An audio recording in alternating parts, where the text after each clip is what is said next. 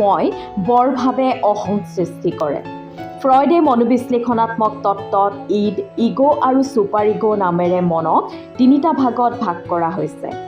ই নিম্নতম স্তৰ। ইয়াত মানুহৰ প্ৰবৃত্তিৰ দ্বাৰা পৰিচালিত হয়। ইডৰ অলপ উন্নত স্তৰ।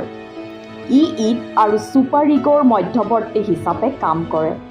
তথাপি ইয়াত মানুহৰ ভাল বেয়া, উচিত অনুচিত আদি বিচাৰ কৰাৰ সামৰ্থ্য নাথাকে। ইয়াত মানুহৰ আত্মকেন্দ্ৰিক দিশটো জড়িত হৈ থাকে। ছুপাৰ ইগ'ত মূল্যবোধৰ কথা জড়িত হৈ থাকে আৰু ই মনৰ শীৰ্ষতম স্তৰ। অহংকাৰে জীৱনৰ পতনৰ মূল। অহংকাৰে মানুহক অন্ধ কৰি তোলে। ই নিজকে চিনি পাবলৈ আৰু আন ব্যক্তিকো চিনি পোৱাত অন্ধ কৰি তোলে। প্ৰতিজন ব্যক্তিৰ হৈ নিজস্ব জ্ঞান কৌশলৰে এক নিৰ্দিষ্ট সীমা থাকে। ব্যক্তিজনে সৰ্ববিশেষজ্ঞ, সৰ্বগুণসম্পন্ন হ'ব নোৱাৰে। কিন্তু সেই অহংকাৰে নিজস্ব গুণ দক্ষতাক চিনি পোৱাত আৰু নিজৰ সীমাবদ্ধতাক বুজি পোৱাত বাধা জন্মায়। সকলো ক্ষেত্ৰতে বিশেষজ্ঞ পণ্ডিত, সৰ্বশক্তিমান হিচাপে নিজকে ভাবিবলৈ বাধ্য কৰি তোলে। তেনে মনোভাৱে মানুহজনক পতন নিশ্চিত কৰি তোলে। অহংকাৰে মই পৰ ভাৱ জন্মায়। মই, মোৰ ধৰণৰ শব্দবোৰে অহংকাৰৰ সৃষ্টি কৰে। কোনোবাই যদি অহংকাৰী হৈ পৰে তেন্তে আনক সন্মান, শ্ৰদ্ধা, ভক্তি কৰাৰ দৰে সুগুণবোৰ বিকাশৰ ক্ষেত্ৰত প্ৰত্যাহ্বান জনায়। আন ব্যক্তিৰ গুণ দক্ষতা সামৰ্থ্যৰ ওপৰত ভেঙুচালি কৰিবলৈও পিছ নুহুকে। আনৰ জ্ঞান কৌশলক অৰ্থহীন, অপ্ৰয়োজনীয় বুলি বিবেচিত কৰিবলৈ মনত ভাৱ জন্মায়। আনৰ ভাল বা উন্নতি হোৱাৰ ক্ষেত্ৰত শুভেচ্ছা, আন্তৰিকতা প্ৰকাশ কৰিবলৈও টান পায়।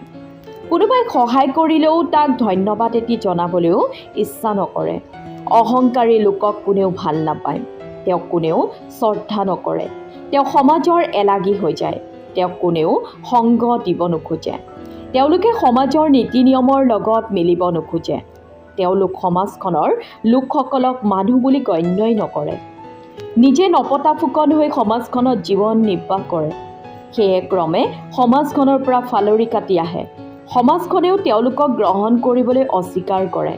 শেষত তেনেকৈয়ে তেওঁ নিসংগতাত ভুগি জীৱনটোৰ শেষ পৰ্যায়ত উপনীত হয়গৈ। বৰ্তমান সময়ত মানুহক ধন দৌলত, ক্ষমতা আদিয়ে অহংকাৰী ভাৱ জন্মায়। তেওঁলোকে ক্ৰমে নিজৰ ক্ষমতা, লাভালাভৰ কথাহে দিনে ৰাতিয়ে চিন্তা চৰ্চা কৰে। ব্যস্ততাময় আৰু কৃত্ৰিম জীৱনবোধে মানুহবোৰক আত্মকেন্দ্ৰিক, ক্ষমতালোভী আৰু ভোগবাদী জীৱনবোধ গঢ়ি তুলিবলৈ বাধ্য কৰায়। মানুহে নিজৰ প্ৰাপ্য নাপালে কোনো কামতে আগবাঢ়ি আহিবলৈ ইচ্ছা নকৰে। তেনেবোৰ মনোভাৱৰ ফলত আমাৰ সুন্দৰ সামাজিক সম্পৰ্কবোৰৰ মাজত বৰ্তমানে ঘূণে ধৰিছে। বিভিন্ন অসামাজিক, অনৈতিক কাৰ্যবোৰ দিনক দিনে বাঢ়ি আহিবলৈ ধৰিছে।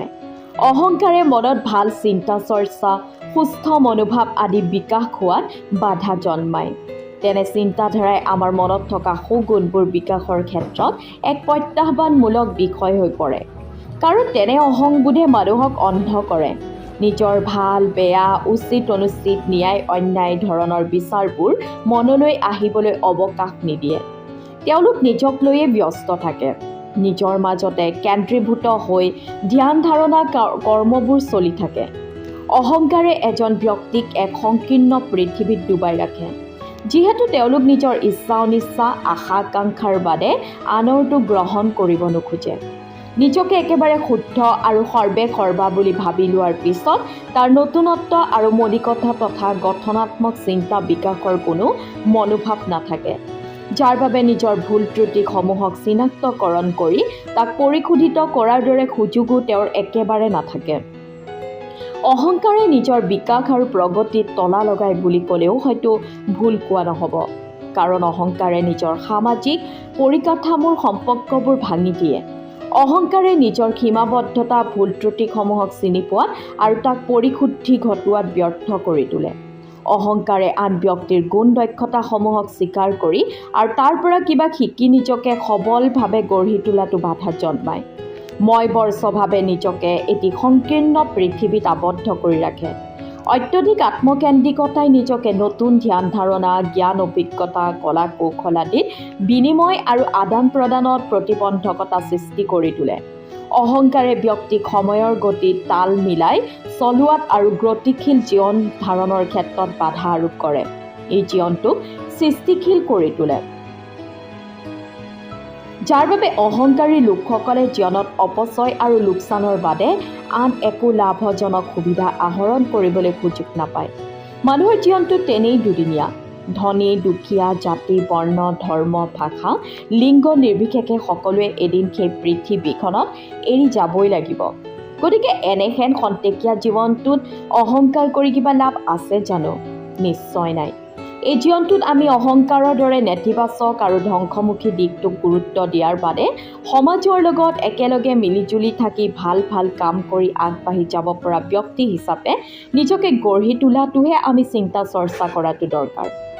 অহংকাৰে ব্যক্তিৰ সামাজিক অৱস্থান আৰু স্থিতি অৱনমিতহে কৰি ৰাখে, উত্তৰণত অকণো সহায় নকৰে।